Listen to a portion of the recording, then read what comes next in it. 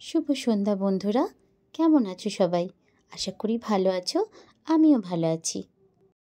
আমার বাড়ির কার্তিক পুজোটা খুব সুন্দরভাবে হয়েছে, তাই তোমাদের সাথে শেয়ার না করে থাকতেই পারলাম না। আমাদের ঠাকুরমশাই ভীষণ সুন্দরভাবে পুজো পাঠ করেন।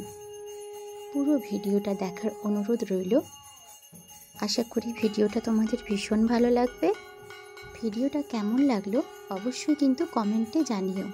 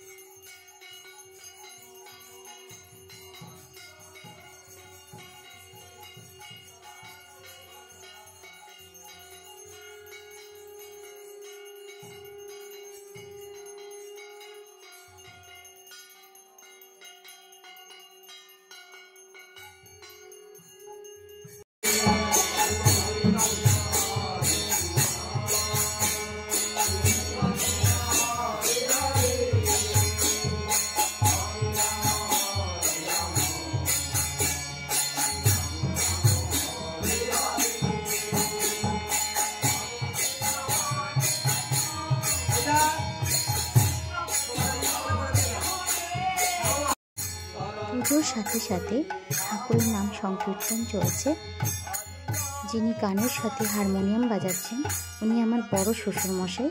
উনি ভীষণ সুন্দর গান করেন।